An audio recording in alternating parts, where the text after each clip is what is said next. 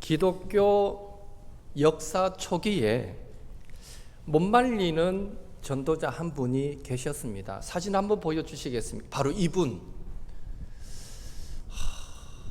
관상적으로 볼 때 고집도 있어 보이고 예, 뭐 웃자고 한 얘기인데 되게 뭔가 단호함도 있어 보이고 결연한 어떤 모습도 보이고, 예, 이분의 본명은 최봉석입니다. 흔히 우리에게는 최권능 목사님으로 알려지신 분이십니다. 이 목사님의 유일한 외침은 우리 모두도 한 번 정도는 들어봤을 법한 외침, 예수천당 불신지옥이었습니다. 예수천당 불신지옥.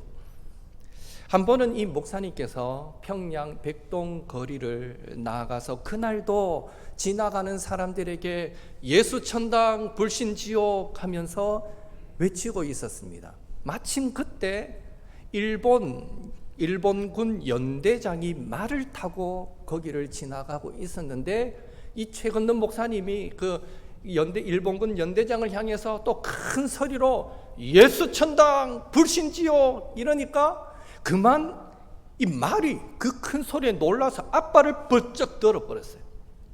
이 일본 연대장 어떻게 됐겠습니까? 놀라서 떨어져 버렸죠.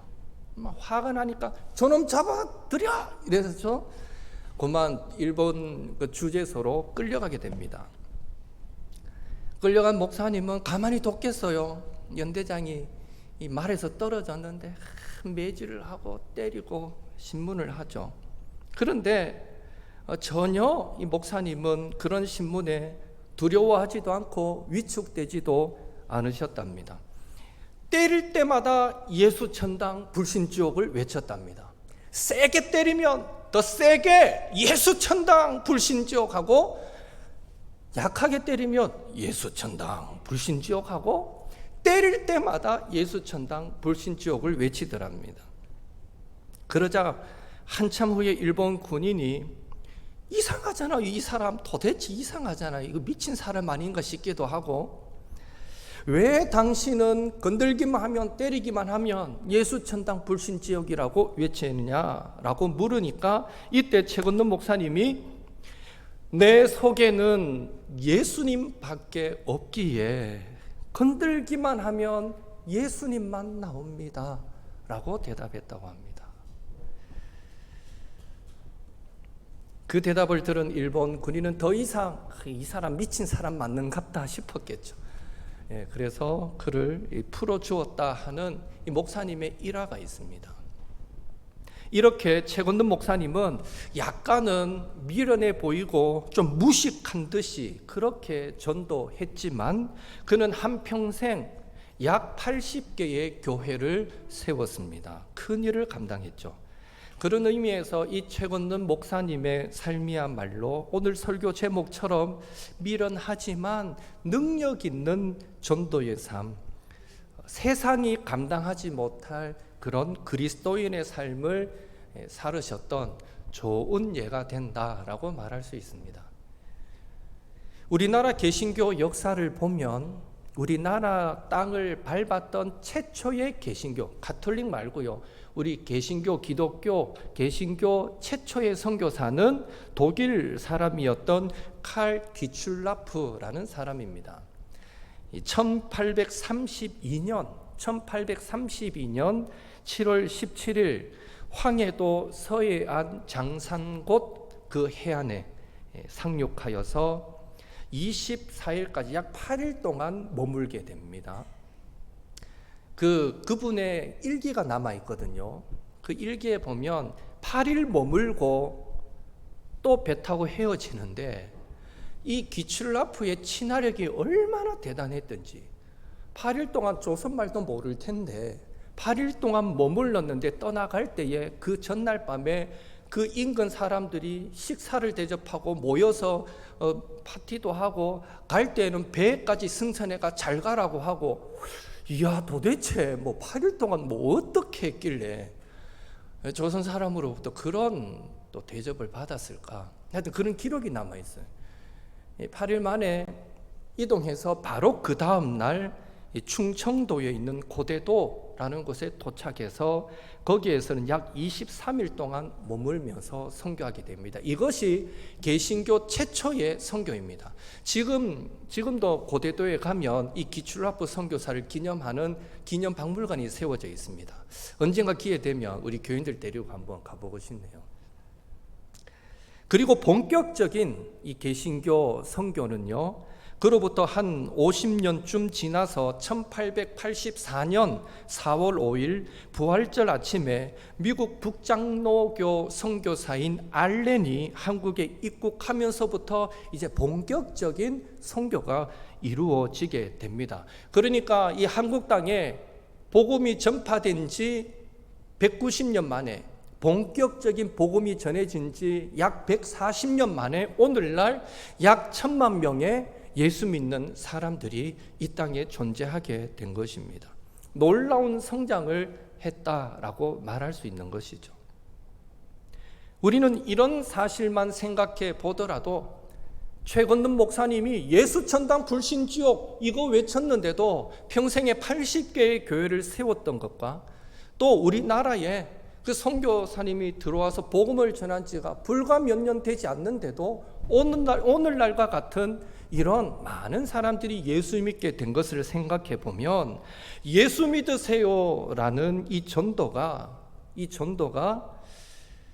사람의 눈에는 어쩌면 미련하게 보일지는 모르나 전능하신 하나님의 확실한 구원 전략이요, 하나님의 능력이 숨겨진 신비한 방법이다라는 사실을 저와 여러분은 부인할 수 없는 것입니다.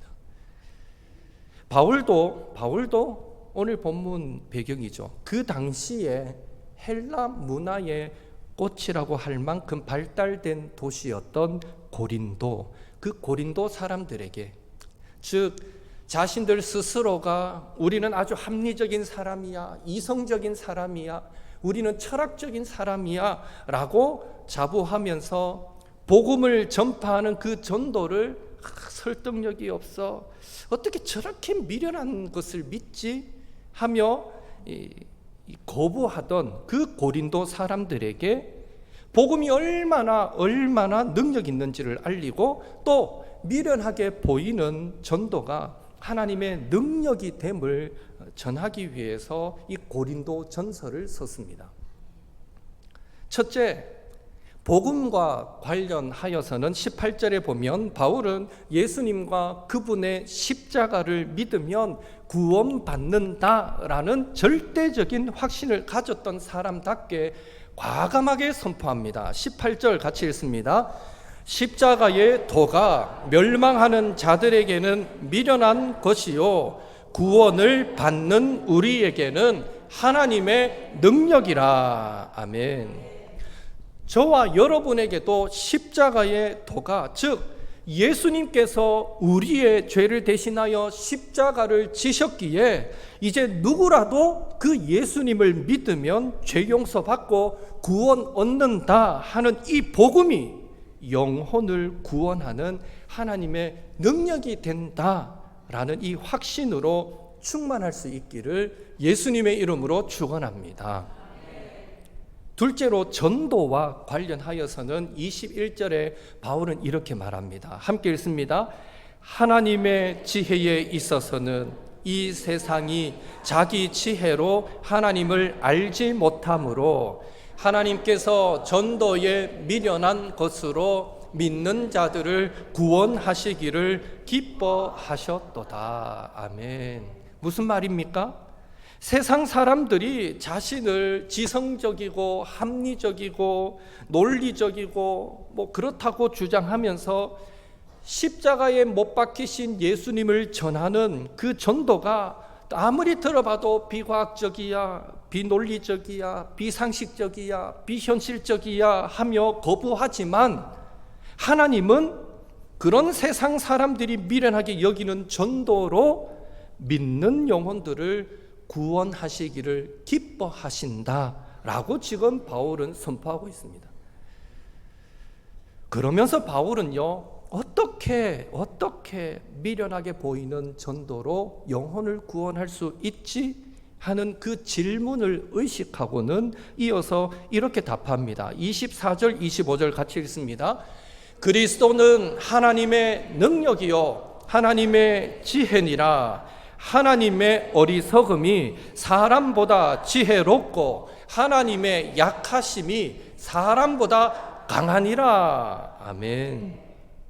만나는 사람들에게 십자가에 못 박히신 그 예수님을 전하는 전도가 인간적으로 생각하면 어떤 사람도 구원하지 못할 것처럼 그 내용은 어리석어 보이고 그 방법은 약해 보이지만 중요한 사실은 예수님이 하나님의 능력이요 하나님의 지혜가 되시기에, 다시 말해 예수님의 그 이름에 능력이 있기 때문에 미련하고 약해 보이는 전도지만 전할 때에 예수님 믿으세요, 예수님 믿고 함께 천국 갑시다 전할 때에 스스로 지혜롭다고 여기는 사람들을 구원하게 되니 결과적으로 하나님의 어리석음은 사람보다 지혜롭고 하나님의 약하심은 사람보다 강하다라고 바울은 선포할 수밖에 없었던 것입니다. 그런 의미에서 첫째로 전도의 내용인 십자가에 못 박힌 예수 그리스도가 하나님의 능력임을 믿으시기 바랍니다. 메사의 구원자의 증거로 다윗과 같은 강력한 왕권과 표적과 기사를 바라던 유대인들에게는 예수님의 십자가와 죽으심은 구원자가 저래 하면서 예수님을 구원자로 받아들일 수 없는 걸림돌이 되었습니다. 그리고 매사에 이성적이고 합리주의를 표방하던 헬라인들, 이방인들에게는 당시 이 십자가는 흉악한 범죄를 저지른 노예에게나 내려졌던 형벌로서 이것은 수치와 저주의 상징 아니었습니까? 따라서 기독교인들이 구원자라고 말하는 예수님이 지신 이 십자가가 세상을 구원하는 방법이다라고 말하니 이 철학을 공부한 사람, 세상 학문을 공부한 사람은 너무 그 방법이 미련해 보이는 거예요. 어떻게 세상을 구원할 사람이 십자가를 줘? 수치와 저주의 상징인 십자가를 줘? 이건 방법이 잘못됐어라고 생각하는 거예요. 헬라인들은 철학적인 어떤 사고로 인해서 영혼은 선하고 육체는 악하다라는 사고를 가지고 있었기 때문에 하나님이 계신다면 그 악한 육체를 입는다는 것도 이건 모순이야, 말이 안 돼 라고 여겼던 것입니다. 그리고 인간을 구원하기 위해서 하나님이신 예수님이 죽었다가 다시 살아나셨다라는 이야기는 이 헬라인들에게는 더더욱 어리석은 신화처럼 여겨졌던 거죠. 이건 신화네, 신이 죽었다가 살아났다가 이게 구원자가 맞아? 그냥 재미로 읽는 신화밖에 안 되네 라고 그들은 여겼던 것이죠. 그러니 헬라인들도 당시에 예수님을 구원자로 받아들이기가 쉽지 않았던 것입니다. 하지만 중요한 사실은 그 당시에도 미련하게 여겨져서 아무도 들을 것 같지 않았던 그 십자가의 도를, 십자가의 말씀을 전할 때에 귀담아 듣는 자들이 있었다는 것이고요. 놀랍게도 그 십자가의 도를 듣는 자들은 믿음이 생겼고 구원을 받게 되었다는 것입니다. 따라서 십자가의 도는, 이 십자가에 못 박히신 예수님은 마치 발전기의 그 전기를 집으로까지, 가정으로까지 끌어오는 송전선처럼 우리 인생 속에 하나님의 능력이 흘러 넘치도록 만드는 도화선이 되는 것입니다. 십자가의 복음이 그렇습니다. 바라기는 예수님이 우리를 구원하기 위해서 십자가를 지셨다는 이 십자가의 도는 내용이 단순하지만 그러함에도 불구하고 전해지는 예수님의 이름의 능력은 죽은 영혼을 살려 새 생명을 얻게 하고 인생의 방향을 유턴시키며 인생의 목적과 가치를 바꾸고 변화시키는 하나님의 능력이 된다는 사실을 기억하시고, 먼저는 저와 여러분이 이런 십자가의 능력, 복음의 능력, 예수 그 이름의 능력을 믿고 확신하게 되기를 예수님의 이름으로 축원합니다. 그리고 그 확신으로 담대히 전할 때에 우리를 통해서 십자가의 복음이, 예수님의 이름이 전해지는 그 영혼들마다 하나님의 능력이 은혜로 역사되어지기를 예수님의 이름으로 축복합니다. 둘째로, 전도의 내용이자 방법인 미련함이 하나님의 지혜임을 믿으시기 바랍니다. 세상 사람들이 볼 때 성경이 말하는 전도의 내용도 믿기 어렵고 미련하게 보였지만 전도의 방법도 참 단순하고 그야말로 미련하게 보였습니다. 여러분, 하나님의 전도 방법이 무엇입니까? 가서 전하라입니다. 가서 전하라. 한번 따라하겠습니다. 가서 전하라. 가서 전하라. 그냥 가서 전하라는 거예요. 사도행전 1장 8절에 땅끝까지라도 가서 전하라. 마태복음 28장 19절에 모든 족속에게 가서 전하여 제자 삼으라. 디모데후서 4장 2절에 때를 얻든지 못 얻든지 항상 전하기에 힘쓰라. 아골골짝 빈들에도, 소돔 같은 거리에도, 낙도 오지에도, 중동 회교권에도, 공산권에도, 우상 숭배의 나라에도, 가정, 직장, 학교, 동호회 등등 어디든지 가서 전하라는 것입니다. 심지어 언어가 달라도, 말이 통하지 않아도 가서 전하라는 것입니다. 이것이 전도의 미련함입니다. 전도의 미련함. 예전에 알고 지내던 한 목사님의 이야기입니다. 지금은 한국에서 이제 은퇴를 앞두고 계시고 또 작은 사역을 하고 계시는데요. 그때는 막 부교육자의 사역을 마치고 태국에 선교로 나가시려고 하실 때입니다. 태국에 선교를 가신다 하는 말씀을 듣고 제가 그 목사님께 여쭙습니다. 목사님, 태국말 할 줄 아십니까? 목사님 뭐라고 대답했겠어요? 아니, 할 줄 모르는데 이러시는 거예요. 제가 걱정이 되겠습니까? 안 되겠습니까? 걱정되죠. 그래 다시 물었어요. 그렇다면 어떻게 선교하시려고 가십니까? 이러니까 말도 떨어지기 전에 이러면서 말을 시작하시는데 제 친구가 태국에서 선교하고 있습니다 하면서 말씀하시는데 그 친구의 말에 의하면 일단 태국에 들어와서 작은 오두막 같은 집 하나 얻어가지고 거기에 살면서 아침에 일어나며 혼자 예배하고 기도하고 동네 한 바퀴 돌면서 안녕하세요 안녕하세요 태국말로 인사하고 집에 들어와가 점심 먹고 또 예배하고 기도하고 또 동네 한 바퀴 쫙 돌면서 안녕하세요 인사하고 들어와서 저녁 먹고 또 예배하고 기도하고 자면 된다는 거예요. 그 다음 날도 그렇게 하고 그 다음 날도 그렇게 하고 그렇게 하면 된다는 거예요. 그래서 저는 그렇게 하면 된 줄로 믿고 갑니다 이러는 거예요. 그렇게 하면요, 친구 말에 사람들이 한 며칠 지나고 일주일 지나고 시간이 지나면요, 그 동네 사람들이 이상하게 생각할 거 아니에요. 웬 외국 사람이 하나 들어오더니 아침 먹고 나와가 한 바퀴 돌면서 인사하고 점심 먹고 나와가 돌면서 인사하고 이러니까 이게 하루 이틀도 아니고 사람들이 관심을 갖고 호기심을 갖고 도대체 저기는 뭐 하는 데인데 저 사람이 저서 아침마다 무슨 노래하는 소리도 들리고 와서 빼꼼히 고개도 이래 들이밀어가 쳐다보고 이런다는 거예요. 그래서 관심을 서서히 갖기 시작하면 들어오라고 손짓하면 들어온대요. 그러면 앉혀놓고 알아듣든지 못 알아듣든지 한국말로 설교하라는 거예요. 그러면 그 사람들은 어차피 할 일도 없고 시간이 많기 때문에 가지도 않고 끝까지 앉아 있는다는 거예요. 혹시나 또 뭐 얻을 게 있는가 싶어서도 끝까지 앉아 있는다는 거예요. 그거 믿고 간다는 거예요. 이야, 참 듣는 저는 답답한데 말씀하시는 그 목사님은요 얼마나 태연하게 말씀하시는지. 여러분, 세상 사람들이 들으면 이게 어디 제 정신에서 나오는 말이라고 하겠습니까? 말도 안 되는 소리고 그 방법 자체도 정말 미련하기 짝이 없는 것입니다.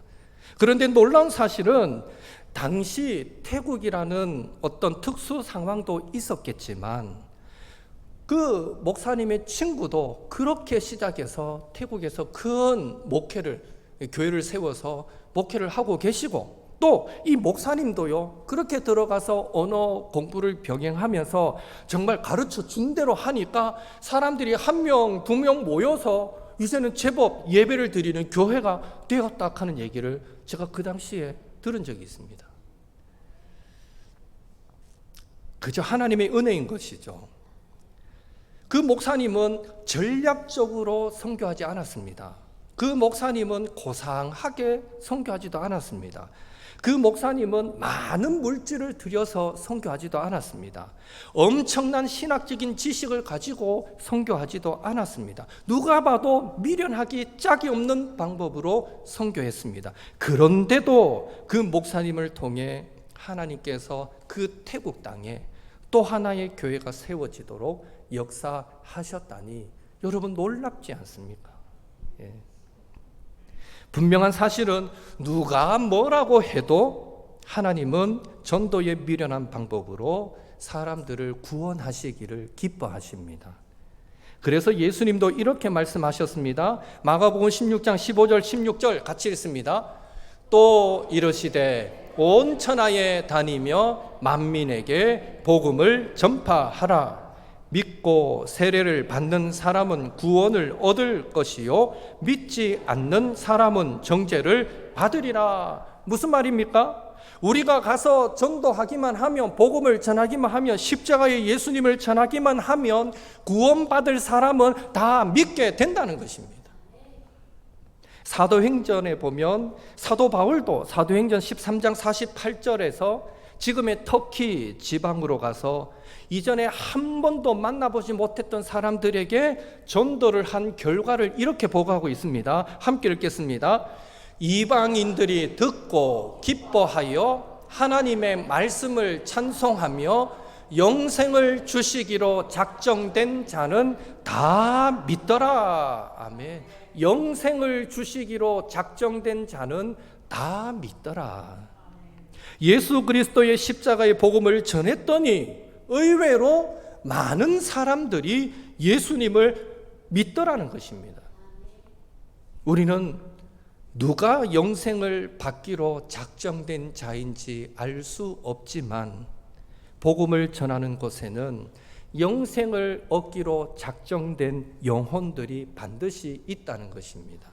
그리고 구원받기로 작정된 사람은 결국엔 믿는다는 것입니다. 그렇기에 우리가 할 일은 무엇일까요? 순종하고 믿고 나아가 전하는 것입니다. 결과적으로 전도는 방법이 문제가 아니고 시기가 문제가 아니라 순종하여 나가 십자가의 복음을 전하면 되는 것입니다. 그러면 하나님께서 영생을 주시기로 작정된 자는 믿고 돌아오도록 역사해 주십니다. 그래서 전도의 미련한 방법이 곧 하나님의 지혜요 하나님의 능력이 되는 것입니다. 이제 무명의 전도자 프랭크 제너의 그 이야기를 영상으로 잠시 보시겠습니다.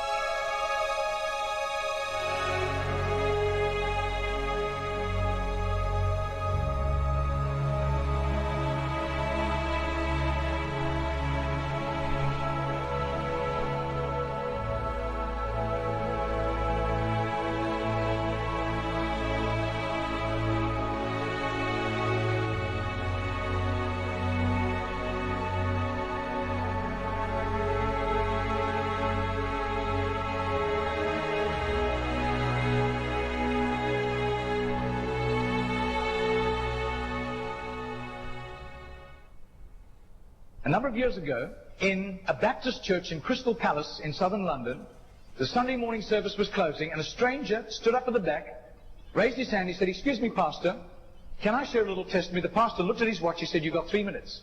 And this man proceeded.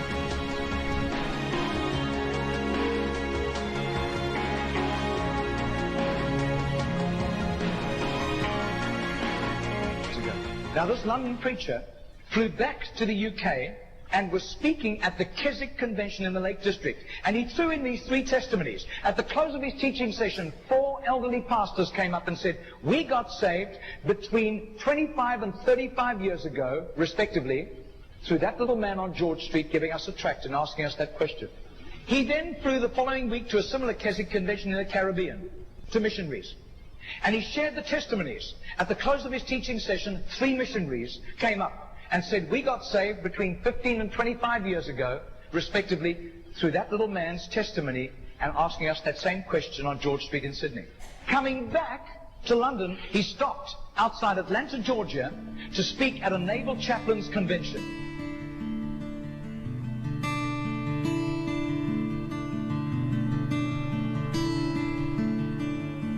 6 months later, flew to do a convention for 5,000 Indian missionaries in a remote corner of northeastern India. And at the end, the Indian missionary in charge, a humble little man, took him home to his humble little home for a simple meal.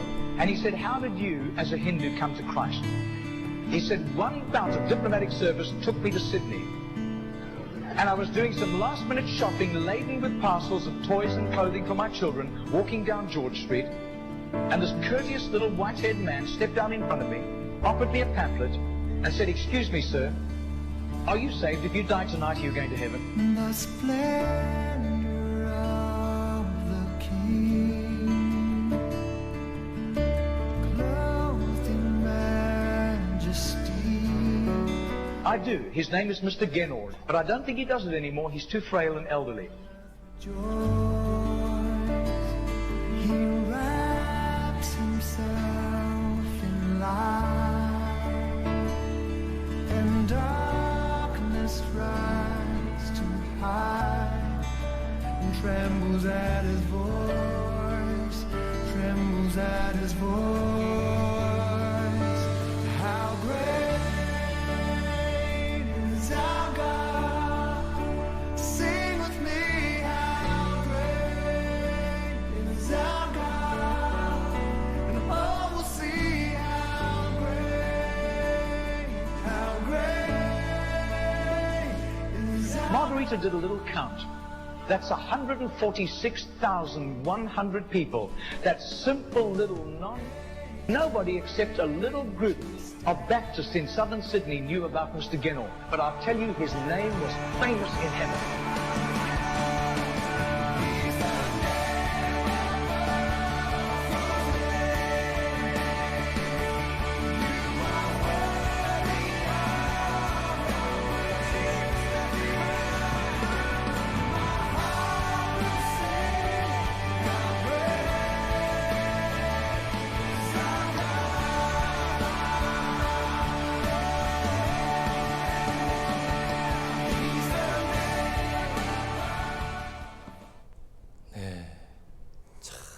또 봐도 감동스럽습니다. 여러분, 전도의 미련한 방법이 너무 멋있어 보이지 않습니까? 누가 예상이나 했겠습니까? 프랭크 제너 그냥 나가서 "선생님 구원 받으셨습니까? 당신이 만약 오늘 밤 죽는다면 천국에 가실 수 있습니까?" 그 세 마디를 미련하게 40년 동안 외쳤을 뿐인데, 영국의 한 목사님이 3년간 조사해 본 결과 호주니 시드니 그 조지가를 방문해서 프랭크 제너가 외치는 말을 들었던 전 세계에 약 14만 6천 명이 예수님을 믿게 되었고, 그 가운데는 목사님도 계시고 그 가운데는 선교사님도 계시고,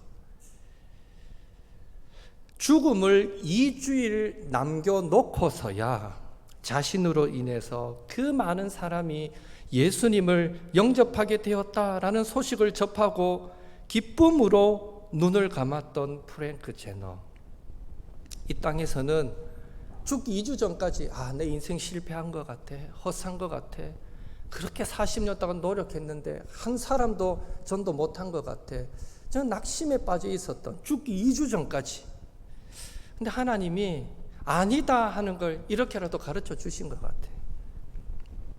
죽기 전까지 아무도 알아주지 않던 무명의 전도자였지만 천국에서는 가장 유명한 사람이 되었다고 확신합니다. 오늘 우리 주변에도 예수님을 믿지 않는 사람들이 많이 있을 텐데요, 여러분은 그들에게 어떻게 전도하고 계십니까? 가정, 직장, 학교, 동호회, 기타 많은 모임에 믿지 않는 사람들에게 어떻게 복음을 나누고 계십니까? 고상하게 전도해 보겠다고, 전도할 때를 기다린다고 혹시 자꾸 아까운 세월만 낭비하고 계시지는 않습니까?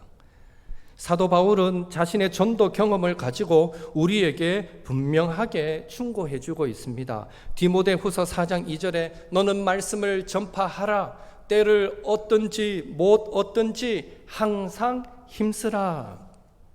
바라기는 오늘도 예수님의 십자가 복음을 듣지 못하고 죽어가는 수많은 영혼들, 그들이 우리에게 로마서 10장 14절 15절 말씀처럼 우리가 예수님에 대해서 들은 적이 없는데 어떻게 예수님을 믿습니까?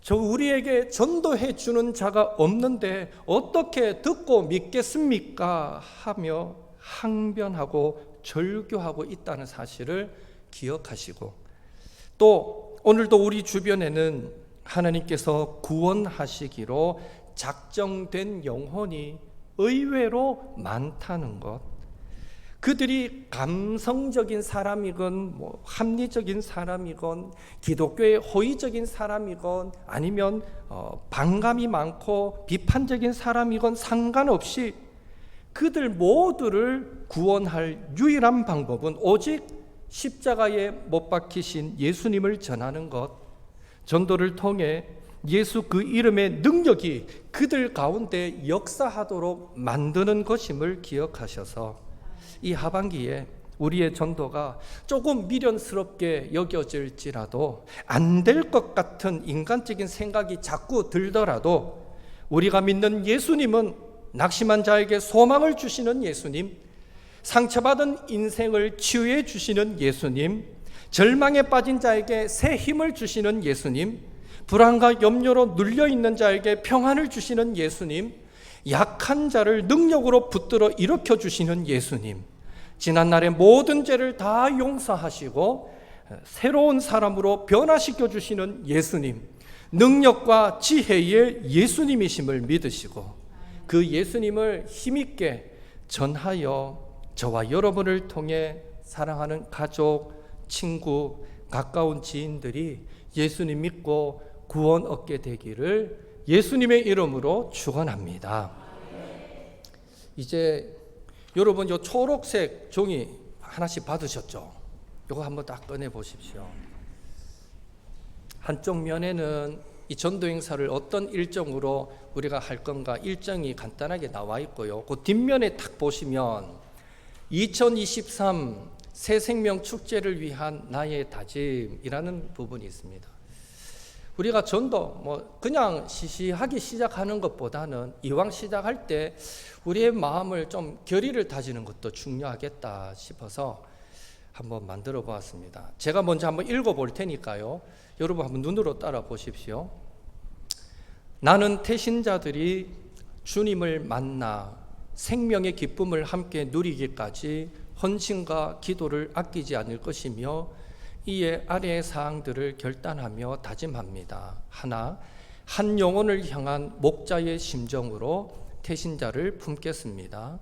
하나, 사랑의 섬김으로 가족에게 진리를 전하겠습니다. 하나, 작정한 영혼 구원을 위해 아래와 같이 매일 정한 시간에 기도하겠습니다.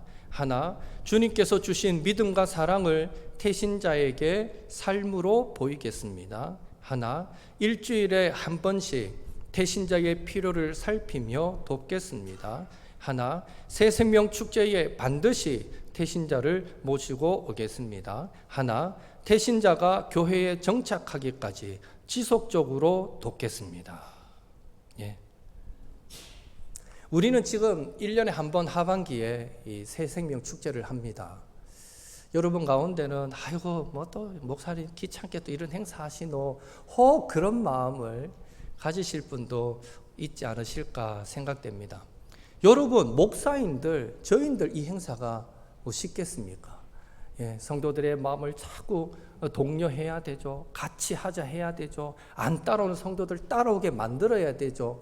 예, 그렇게 하는 게 전들 쉽겠습니까? 저도 여러분도요 안 하고 그냥 지나가면 제일 편합니다. 그런데 사실은 교회가 성도가 늘 해야 하는 일이 이 전도입니다. 그래서 한국교회 안에서도요 전도 잘하기로 유명한 교회는 1년에 이런 전도를 3개월에 한 번씩 4번 합니다. 한 번 끝나면 바로 시작하고 대단하죠. 그 교회 목사님도 성도들도 대단해요.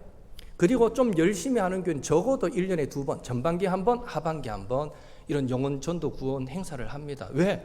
교회가 해야 될 본질적인 일이 전도이기 때문에. 근데 우리는 1년에 한 번, 코로나 때는 또 쉬었고요.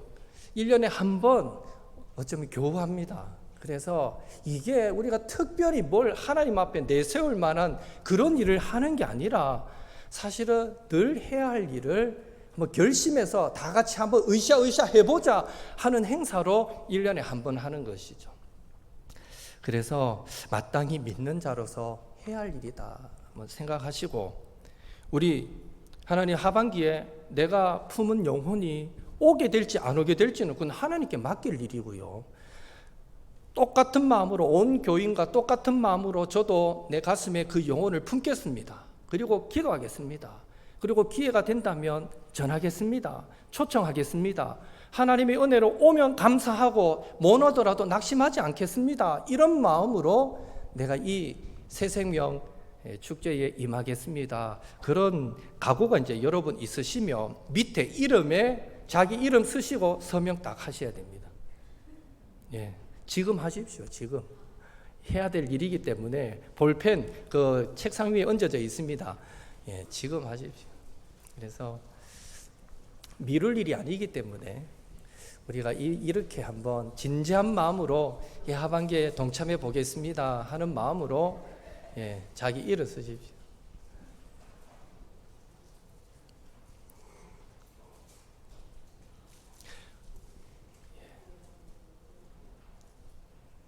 좋습니다. 이름 적으셨죠?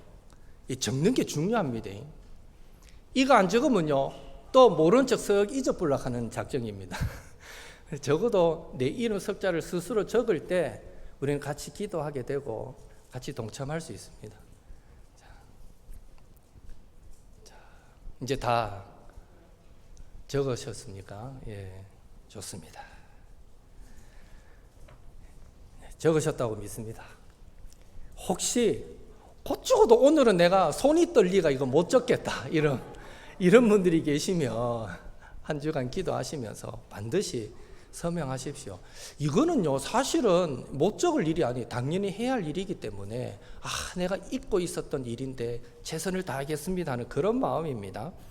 그 밑에 내가 이분들을 위해서 하루에 기도하겠습니다 작정하는 부분도 있거든요. 5분을 작정하셔도 되고 10분을 작정하셔도 되고 어느 시간대에 하겠습니다 작정하는 시간이 있습니다. 이것도 여러분이 꼭 작정하시고 자기가 편한 시간에 기도하시면 됩니다. 또 여러분 기도할 내용이 없다 하실까 싶어서 월화수목금토일 기도하시라고 기도 제목도 다 복사해가지고 여러분께 나눠드렸습니다. 그래서 짧게라도 월요일은 월요일 기도 제목, 화요일은 화요일 기도 제목 읽어가면서 우리가 이 행사를 준비한다면 그냥 하는 것보다는 훨씬 힘있게 능력 있게 진행되리라 믿습니다. 자, 다 적으셨죠? 그러면 이제 다짐해야죠. 자, 오른손 딱 드시고, 오른손 드시고, 제가 앞에 읽고 하나 하면 여러분 뒤에를 읽으시면 됩니다. 딱 보시고. 그래서 마지막에 제가 2023년 9월 10일 다짐자 이러면 여러분 이름 김성민 이렇게 외치시고, 그렇게 우리가 한번 하나님 앞에 다짐해 봅시다. 나도 한번 열심히 해보겠습니다 하는 마음으로 자, 한번 해봅니다. 오른손 딱 드시고 이렇게. 2023년 새생명 축제를 위한 나의 다짐. 나는 태신자들이 주님을 만나 생명의 기쁨을 함께 누리기까지 헌신과 기도를 아끼지 않을 것이며 아래의 사항들을 결단하며 다짐합니다. 하나,